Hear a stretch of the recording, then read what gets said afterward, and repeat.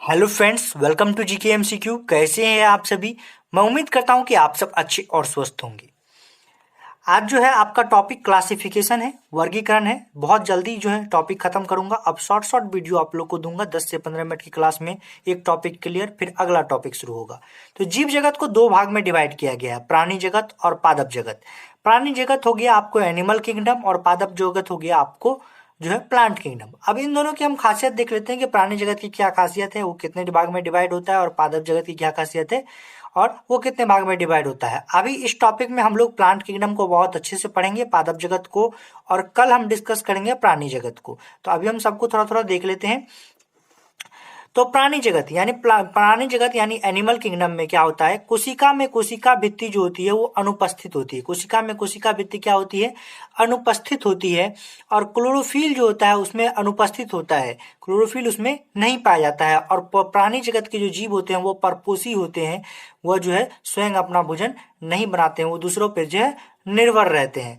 चलिए, तो कोशिका जो है क्या कहता है, कोशिका भित्ति जो होती है वो उपस्थित होती है, क्लोरोफिल जो होता है उपस्थित होता है और पादप जगत में, और वो स्वपोषी होते हैं, तो अपना पोषण खुद करते हैं। और जो है प्राणी जगत में क्या होता है, वो जो होते हैं परपोषी होते हैं। चलिए हम लोग आगे बढ़ते हैं। यह छीकल ने एक कोशिकीय जीवों के लिए एक तीसरा जगत प्रोटिस्टा बताया। जब प्रोटिस्टा जीवों में भी असमानता सामने आई तो रॉबर्ट हिटकर ने चौथा श्रेणी जगत जो मोनेरा और पांचवा जो श्रेणी जगत बनाया उसको फंगी के लिए प्रस्तावित किया। कौन कौन सा? पहला हम लोग का हो गया एनिमल किंगडम, दूसरा हो गया हम लोग का प्लांट किंगडम जिसको हम लोग पादप जगत कहते हैं। पहला प्राणी जगत, दूसरा पादप जगत, और तीसरा जगत के लिए बोला तो तीसरा जगत हो गया हम लोग का प्रोटिस्टा बताया।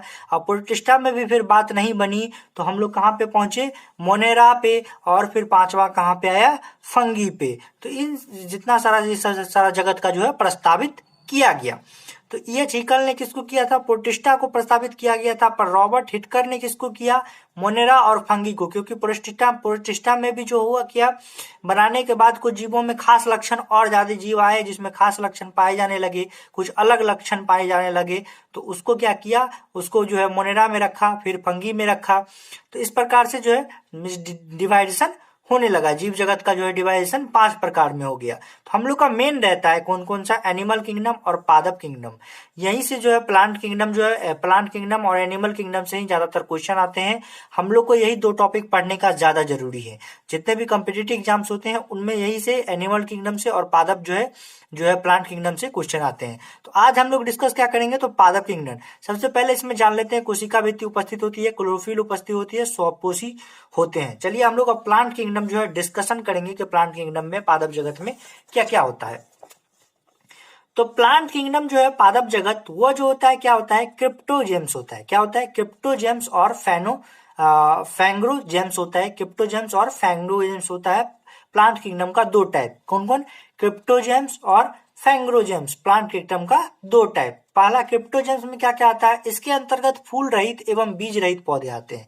इसके अंतर्गत कौन से पौधे आते हैं, क्रिप्टोजेम्स के अंतर्गत फूल रहित एवं जीव रहित पौधे आते हैं। क्रिप्टोजेम्स के अंतर्गत दिमाग में याद रखिएगा, फूल रहित और बीज रहित पौधे आते हैं। अब क्या रहा है, फैनगेरोजेम्स के अंतर्गत क्या आता है, ये बीजदार पौधे होते हैं। ये क्या होते हैं, बीजदार पौधे होते हैं, और बॉडी में रूप होता है, स्टेम होता है तथा लीफ होता है, स्पष्ट रूप से पहचाने जा सकते हैं। तो इसका जो होता है और क्या क्या खासियत है, जन्नांग जो होता है वो बहुत बहुकोशिकीय होता है और निषेचन के बाद भ्रूण का निर्माण करता है। अब क्या होता है, फैंजियोजेम्स जो है इसका भी दो टाइप है, जिम्नोस्पर्म और एंजियोस्पर्म। जहां से भी क्वेश्चन ज्यादा आते हैं, इसका भी दो टाइप है, जिम्नोस्पर्म और एंजियोस्पर्म। जिम्नोस्पर्म में क्या होता है, बीज जो होते हैं वो फल के अंदर बंद नहीं होता है। जिम्नोस्पर्म में क्या होता है, बीज जो होता है फल के अंदर बंद नहीं होता है। जैसे इसका उदाहरण मैं देता हूं आपको, पाइनस, माइकस, स्वीडस और इत्यादि कुछ और उदाहरण है। एंजियोस्पर्म में क्या होता है कि बीज जो होता है फल के अंदर होता है, और बीज पत्र की संख्या के आधार पर उसको हम लोग डिवाइड करते हैं। इसको हम लोग एक बीज पत्री भी कहते हैं, मोनोलीडन भी कहते हैं। इसका जो है मोनोलीडन कौन कौन सा होता है, गेहूं, चावल, ये सब एक बीज पत्री हो गया। अब क्या हुआ कि हमको यहाँ पे आया क्रिप्टोजम्स। क्रिप्टोजम्स को तो हमने डिस्कस नहीं किया था, क्रिप्टोजम्स मैं फिर से लाता हूँ। क्रिप्टोजम्स के पार्ट को नहीं, यहाँ पे तो हम लोग ने फैनगोरोजम्स के पार्ट को पढ़ लिया कि उसका जिम्नोस्पर्म होता है और एंजियोस्पर्म होता है। जिम्नोस्पर्म में क्या कहता है, बीज फल के अंदर होता है, और एंजियोस्पर्म में बीज होता है फल के बाहर होता है। जिम्नोस्पर्म में बीज फल के अंदर होता है और एंजियोस्पर्म में जीव फल के बाहर होता है। और फैनगोरोजम्स का जो होता है उदाहरण होता है ये बीज फल, ये जो बीजदार फल होते हैं, बॉडी में रॉफ्ट स्पेम होता है, जननांग बहुकोशिकीय होता है और निषेचन के बाद भ्रूण का निर्माण होता है। अब क्रिप्टोजम्स, इसके अंतर्गत फल रहित एवं बीज रहित पौधे आते हैं। और क्रिप्टोजम्स को हम जब डिस्कस करते हैं तो ये 3 पार्ट में डिवाइड होता है, थाइलोफाइटा, ब्रायोफाइटा और पेट्रिडोफाइटा। तो चलिए हम लोग इस तीनों को डिस्कस करते हैं। सबसे पहले हम लोग डिस्कस करेंगे थाइलोफाइटा के बारे में। अब थाइलोफाइटा में क्या क्या गुण पाया जाता है हम लोग अभी इसको डिस्कस करेंगे। तो थाइलोफाइटा के बारे में हम लोग जान लेते हैं। थाइलोफाइटा में जो है वो पादप जो होता है वो शरीर, जड़ एवं तना एवं पत्ती में विभाजित नहीं होता है।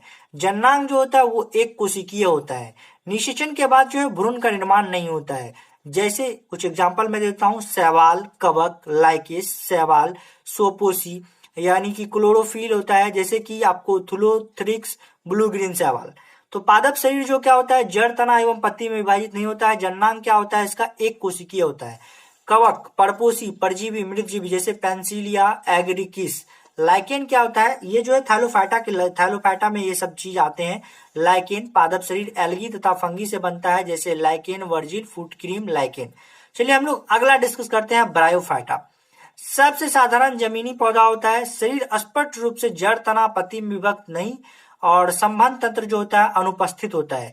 जननांग इसका बहुकोशिकीय होता है। निषेचन के बाद जो ये क्या करता है, भ्रूण का निर्माण करता है। जैसे इसका उदाहरण हो गया लीवर बेट्स, मांस, रिक्सिया और नार्किसिया और फ्यूनेरिया होता है। चलिए हम लोग लास्ट का डिस्कशन करते हैं, पेट्रियोडोफाइटा। पादप शरीर स्पष्ट रूप से जड़ तथा एवं पत्ती में विभक्त होता है। संबंध तंत्र उपस्थित होता है इसमें। जननांग बहुकोशिकीय होता है। निषेचन के बाद भ्रूणक का निर्माण होता है, जैसे फर्न, कैक्टस, नागफनी इत्यादि। ये सभी जो है ये पादप जगत के हैं। और कल हम लोग डिस्कस करने वाले हैं एनिमल किंगडम। तो बस छोटा सा एक वीडियो था और छोटा सा एक टॉपिक था प्लांट किंगडम, जिसको मैंने खत्म करने की कोशिश की है। यदि आपको समझ में नहीं आया तो आप वीडियो को रिपीट करके देखिए, आपको पूरा का पूरा समझ में आ जाएगा। और कुछ भी क्वेरी हो तो इंस्टाग्राम पे फॉलो कर लीजिए, वहां पूछिए, आपको जवाब मिल जाएगा। चलिए आज के लिए बस इतना ही रह देते हैं। जय हिंद, वंदे मातरम।